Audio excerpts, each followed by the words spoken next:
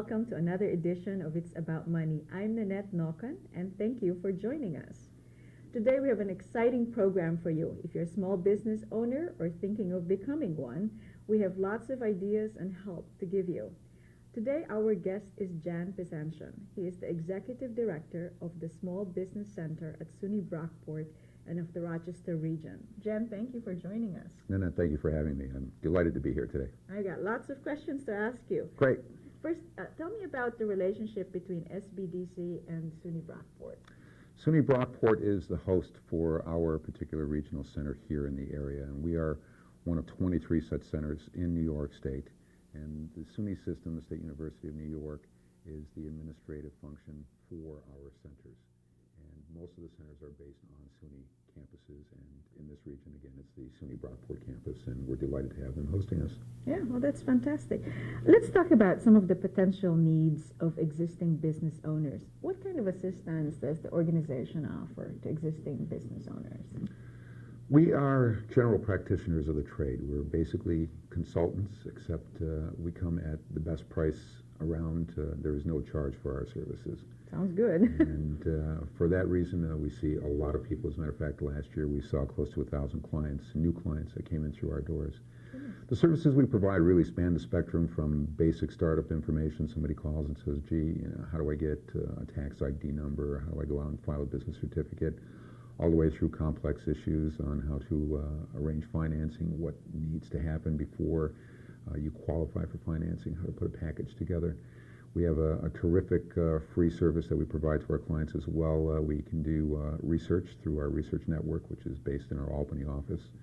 And once we open up a client case and we have a clear sense of what we need to do with the client, what kind of information we're looking for, we can make application to our Albany Central Office to do the research for us, and they come back with usually quite a bit of information. And for instance, if someone comes in and says, gee, I think of opening up a hardware store, but I'm really not sure what kind of sales I might be looking at, we can get you pretty much a rough idea on what the national average would be for sales per square foot. So if you're saying, gee, my store is going to be 5,000 square feet, and we identify the fact that the national average is $100 per square foot, we can give you a rough idea of what kind of sales you might be looking at. And usually that's the tough part about getting started in working on a plan, because people say, well, how do I know what I'm going to do? Well, you don't, because if your crystal ball is that good, I've got a few horses I want to talk to you about and a few stocks as well.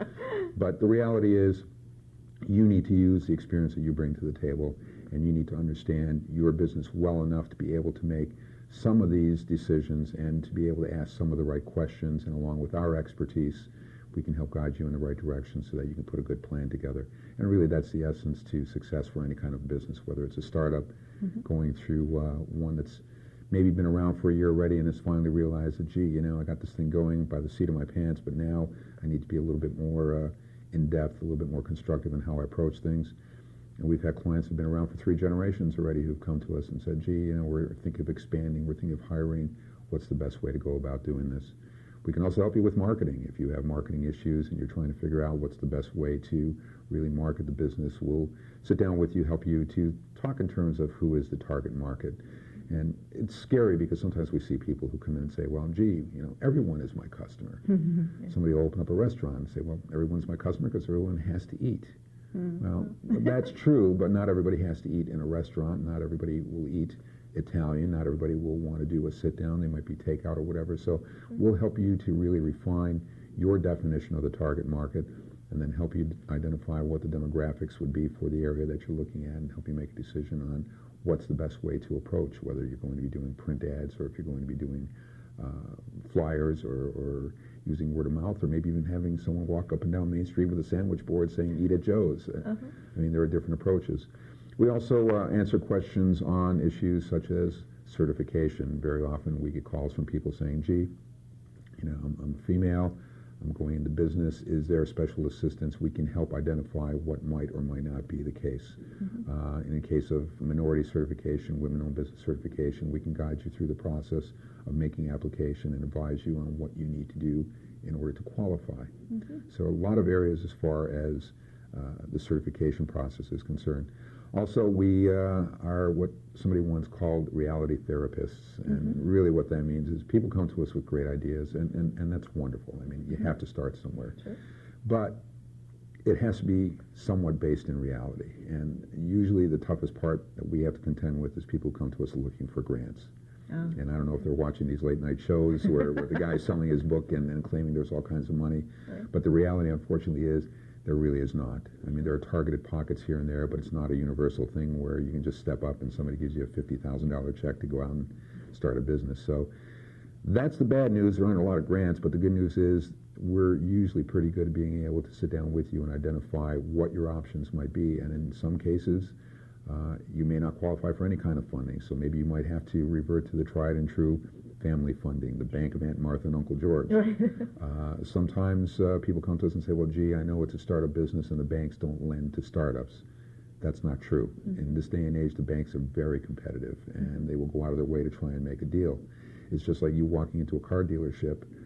If they size you up and say you can't afford this car as you walk in the door, they're doing themselves and you a disservice. The smart salesman will say, gee, let's sit down and talk about what you're looking for, what you can afford. The smart banker, and there's lots of them out there now, will sit down with you and say, well, tell us about what your idea is. Tell us what you bring to the table. And if you've got the background, if you've got the collateral, you've got some equity to put into the picture, the odds are pretty good you can make the pieces fit and really do a traditional financing through a bank. There are other government sources that we might be able to bring into the picture. So again, we can help you identify all those resources and how to pull those pieces together. Sure, just at least being prepared to find the appropriate financing. Absolutely. That's great. And as I mentioned, it's no cost for the service, and we will work with you for as long as you're comfortable with us and we're doing something constructive with you. We have lots of people who come in, just see us once, get what they need, and thank you very much, off they go. I've been doing this for 15 years, and I still have clients who I started with 15 years ago who will call me from time to time and say, Jan, can we sit down and talk? I want to update what I'm doing. I want to bounce some ideas. So we don't turn anyone away, and we don't limit the time that we'll work with you. Oh, that's fantastic. I bet their experience is just a wide range of businesses, so you could really bring a lot of ideas and so on. Absolutely. There aren't too many business ideas that we haven't run across yet. So it's great fun for us. We enjoy it, and the nice thing about our program is we're all professionals. We're all paid for what we do, but we also bring real-world experience to the program. We're not inexperienced individuals. We're not book-taught. We are all coming from the private sector. We've either run our own businesses or we've been involved in small businesses in management capacity.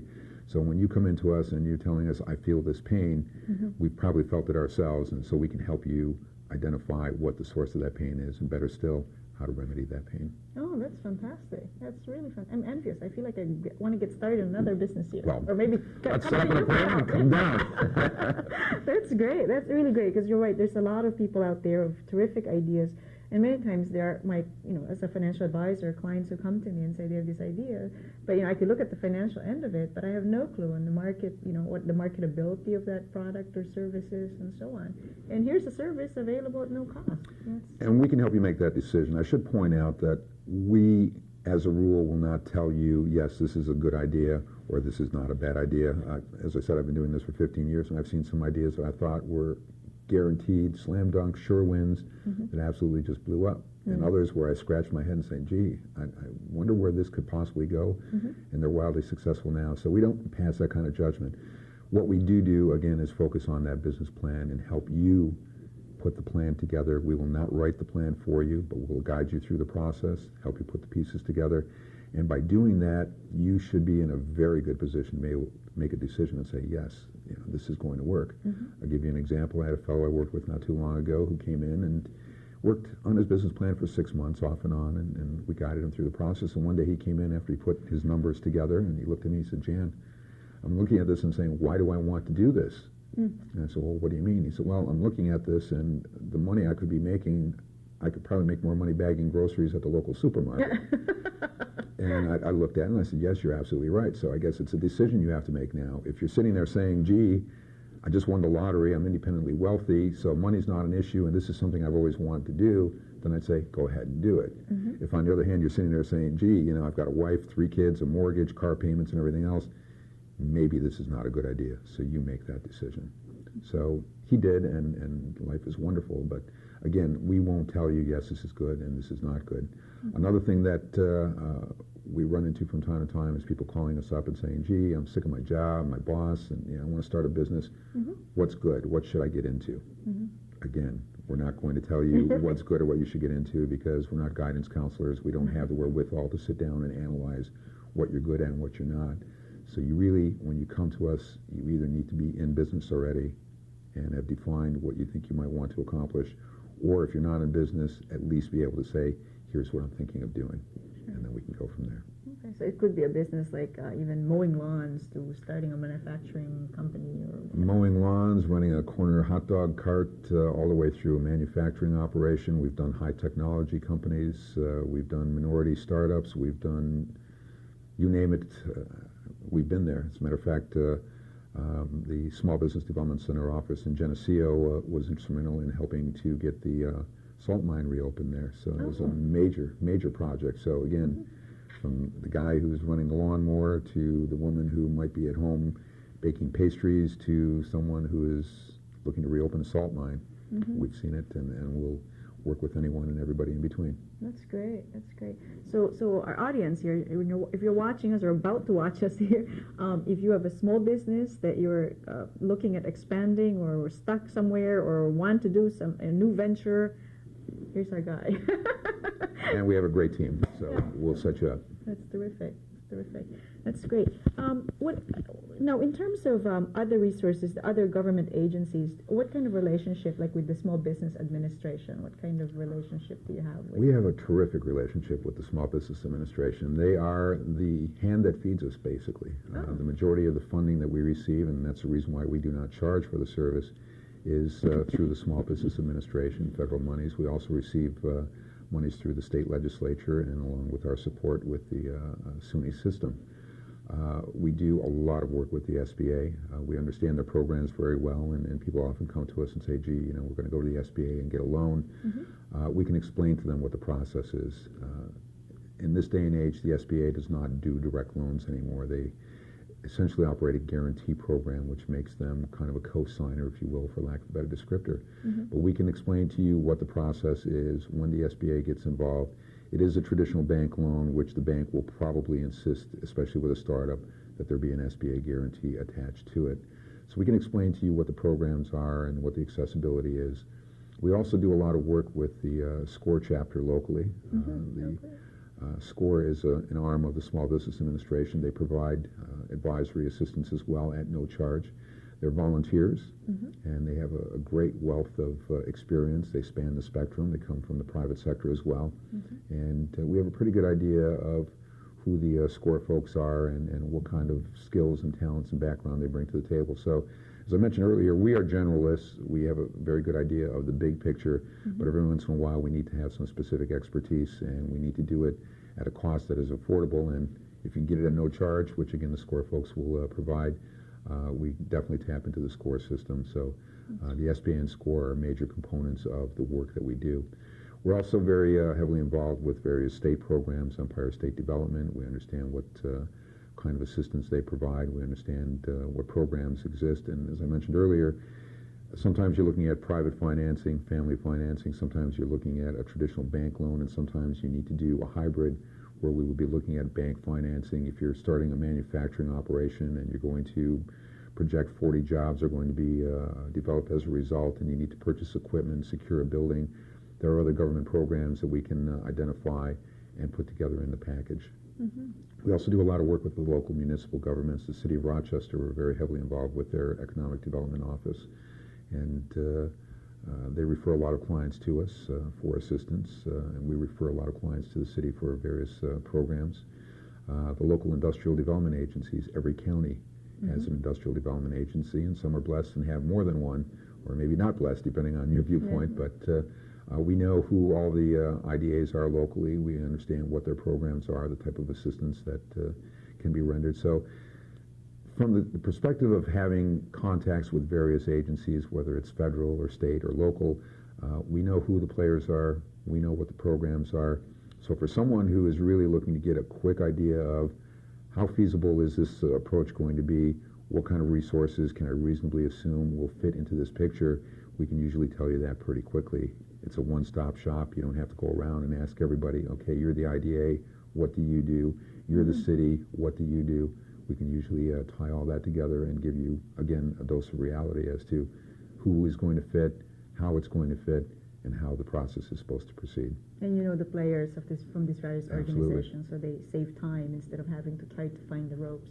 That's great. So it seems like the first stop that people ought to be making before they venture into a business. Well, we believe that should be the case, and Sounds like it. certainly 1,000 people found us last year, so Sure. and we're on track to at least meet, if not exceed, that number this year. And That's great. Well, 2 years ago, I bought my own office condo. So I have a small business, and I went through the SBA for my loan. And boy, the paperwork required. I'm like, oh my gosh, I know how to do my own business plan, but I've got to prepare this so it's acceptable to the SBA and the bank. You know, so I could have used your services. and most people will find that our services, first of all, the price is right, but secondly, we're very user friendly. And if you tell us, gee, I'm a beginner, I'm very intimidated with this process, we'll work with you at a slower pace. If you come to us and you say, well, gee, you know, I have experience writing business plans, or, you know, I have a pretty good idea of what I want to do, I want to move along quickly, we'll work at your pace. So, as I said, some people will come to us and after one visit will say, you know, I don't think I really want to do this. Now all of a sudden the boss doesn't look so bad, the job is okay, it's a little bit more complex. Sometimes they come to us and they say, well, gee, all I need to know is this. We tell them what the answer is, and off they go. But very often they'll come to us and say, well, gee, I need a business plan. In that scenario, we will provide you with all kinds of information. We have a workbook that we provide to clients who come in and want to work on a business plan. It's a step-by-step process. It's fill in the blank, and you can work at your own pace. So if you say, well, gee, I want to do one page at a time and come and see you, great.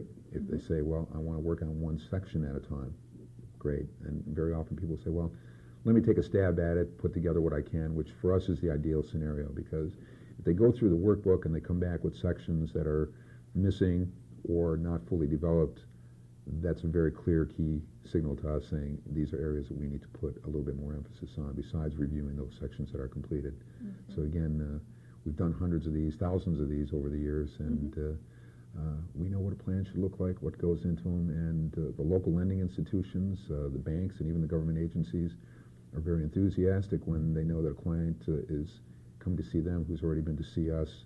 One banker calls the plans that we help clients put together, he calls them the Blue Book, and he tells all his other colleagues that if you get in the Blue Book from a client who went to the SBDC, it's going to be a good plan. So it's complete, and it's very rare that a client has to go back to the drawing board after completing that plan to do major work. Sometimes there are revisions and things, but usually for the most part it's complete. Yeah, what's neat about that too, not only is it complete, but there's a different set of eyes that have looked at it, different set of experience and ideas, not just And that's important because, again, you know, we see clients say, oh yeah, you know, I've got this great idea and everybody's telling me I should do this. Well, everybody turns out to be Aunt Martha, Uncle George, their brother, their sister, and family is usually very supportive, but you're right, you should have a disinterested party take a look at it. Certainly we can help you with that process, but you should have a banker, you should have an accountant, you should have an attorney, you should have an insurance person, you should have a financial advisor, and have all of these people take a look at it. If you know others who are in the industry whose opinion you trust and value, have them take a look at it. And we've had people say, well, gee, you know, this is such a great idea, it's so unique, I don't want to give away the secret. Well, a plan is a plan. If there's a secret ingredient, then you don't need to include that part of it, but for the most part, the overall structure, a business is a business, and you have to have the basic components in place. Sure. In fact, the plan is not really a success, you know, by itself. You have to make it work. So Absolutely. The entrepreneurial component. And that's another thing that amazes us. We do lots of work with people who want to look at putting their business plans together. We help them with the plan, and they go off and do whatever, whether it's secure funding or get their business going. But then they never look at the plan again. Oh. And to me, that's like taking a trip across country and calling AAA and getting a triptych and having a wonderful map spelled out for you, and then you get in the car and you put it in the glove compartment and off you go. And it happens. And I had a client who called me not too long ago. She was in a bit of a tizzy. She said, gee, Jan, you know, you helped me with this plan. Everything was going well. Now all of a sudden things are starting to fall off track. I don't know what's happening. I said, well, what's your plan look like? And she said, well, I don't know, I haven't looked at it in a while. I said, well, what do you mean? And she said, well, got the money and, everything was going great. And I said, well, I'll tell you what, dig out that plan, bring it in, let's sit down, let's talk about what you've done since then. Let's relate it to the plan. And most of the issues and problems that she ran into, had she have been in tune with that plan and upgraded it, reviewed it, taken a look at the numbers. When you put your numbers together, you're doing a projection. You should be able to sit down and take a look at those numbers and say, well, gee, I said in 6 months I would be at this level of sales or this level of profitability. Right. Am I there? If you are, great, continue doing the plan. If you're not, well, that should be a warning signal. That should be the bells and whistles going off and saying, okay, I kind of either overshot my projections or undershot. What do I need to do? It's not a guarantee that you're going to be successful, but if you're following this map, odds are pretty good you're going to find your way to where you need to go. Sure. At least you're comparing it against the benchmark you've established for your own success. And actually, it's so parallel to personal financial planning. My business, I tell people we've got to sit down on a regular basis, see if we're meeting the goals and objectives. Because we could put this plan together and not review it for 5 years, and before you know it, you're way out there when your goal's over here. Exactly. So let's reduce the chance of failure by making sure we're on top of things. And you mentioned a good point. Goals are important, and very often people come to us and they have what they think is a goal, and their goal is to be successful. Well, that's great, but that's nebulous. Define successful. Right. Is successful being around in 3 years, or you want to do $1 million in sales, or you want to earn $100,000 a year, or you want to hire 12 employees, or you want to have 3 locations? What is success? Right. Define what those goals are, and it's a lot easier to then make up a plan to get there. Sure, and it's really tailored to specifically for that particular business. Absolutely. Someone's goal would be entirely different, and their parameters would be entirely different. And people's goals change too. I mean, today this might be important. Next year you might sit down and say, this store is doing great, but I want to have 2 more. Whereas when you first started, you were thinking 1 store would be more than enough. So when you want to go and open that 2nd and 3rd store, you need to sit down, review the plan, take a look at what you've accomplished so far. How does it relate to where you're going? What else do you need to do? It's a lot easier to do it that way than to go out, do it by the seat of your pants, and then come and see us. And unfortunately, we've had a lot of cases where people have gone out, started, really not done it as well as they could have, and then they come to us and say, gee, something's not working right here. Sometimes they come to us when we can still fix what's broken, but very often they find us as a last resort, and it's already... I mean, I had one guy call me and said, gee, the IRS is coming to padlock my doors this afternoon. What can you do to help me? And I said, well, at this point, I don't know that there's anything you can do except take your personal belongings out of there. But again, it's a tough proposition. I had another client who inherited $80,000 from his grandmother, went out and bought all kinds of woodworking tools, does great work, was producing Kittinger quality furniture. Unfortunately, he used all that money to buy the equipment, had no more money, was not really bankable, could not afford to do the marketing that he needed to do, et cetera, et cetera. 6 months later, he was in liquidation.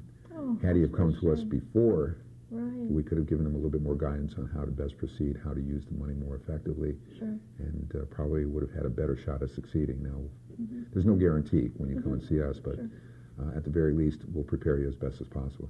Sure. And I'm thinking, one of the really the big benefits of consulting with you guys is that it removes the emotional part of the decision making. You've got to be emotional in order to succeed, but on the other hand, it removes the emotional aspect of it and really looks at it from a pragmatic point of view and say, okay, this is what's available, this is what's happening, let's take a look at it in a sensible way. We try to remain as objective as possible, but again, all of us come from the private sector, and we very much become very enthusiastic with our work with our clients, and very often probably get more involved than we should because we truly want to see our clients succeed.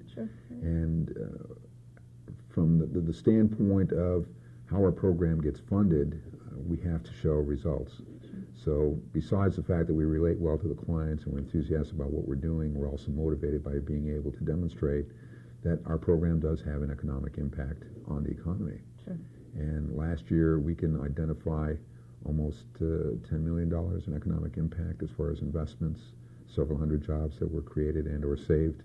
And these are great numbers that when our program is being evaluated for funding, and again, that's done on the federal and the state level, we can demonstrate that this occurs. So not only are we enthusiastic because we enjoy what we do, but we're also motivated because we want to be able to say, gee, look at the jobs that we helped create. Look at the economy that has evolved as a result of the investment that was being done. And right now, if you take a look at the economy and you watch the media, the big companies are the ones that are laying off. The small businesses are the ones that are sprouting up and creating the jobs. And this is the vibrant sector of the economy. Yep, that's right. Actually, I talked to a number of clients who are small business owners, and you're asking them about how business is fantastic. Absolutely. Can't find enough good people to work and produce our product or service. Like, wow, that's fantastic. And that's a big problem now. People are looking for good employees, and it's a tough proposition, especially if you're into something that requires a lot of technology. Here in the Rochester area, I think most of the small businesses are very fortunate because it's a great employee base. You have a lot of skilled individuals here who are in a great position to sign on with a small business. On the other hand, we also coach our small businesses to make sure that they're very clear on what they're doing, because if they're hiring individuals, they have a responsibility to those individuals and to their families. So you don't want to do this helter-skelter and say, yeah, I think I'm going to hire 5 people and see what happens. If you're going to hire 5 people, we really want you to be very sure that you have good prospects for these people to continue to be employed, that you're going to be able to pay them, and that you're going to be making money as a result, because you're not running a nonprofit intentionally. Unfortunately, you have a lot of small businesses that are nonprofits, not by design. It's just the way they work out. Right. Boy, this has been so interesting, and I have so many more questions to ask you, but we've run out of time. Oh my gosh. I know. No, Brockport seems like it's so far away from many people, even though it's 20 minutes away from downtown. But tell us the different locations that people can access your services. We have 2 full-time offices, one at the SUNY Brockport campus, and our phone number there is 395-2334. We also have a full-time office in the Chamber of Commerce building, which we just moved into. We have a beautiful office there facing the Genesee River. And we have a full-time staff there, and we're available Monday through Friday. People have this concept, well, with SUNY Brockport, you have the summers off and spring break. No, unfortunately, we don't. We have to work through all those.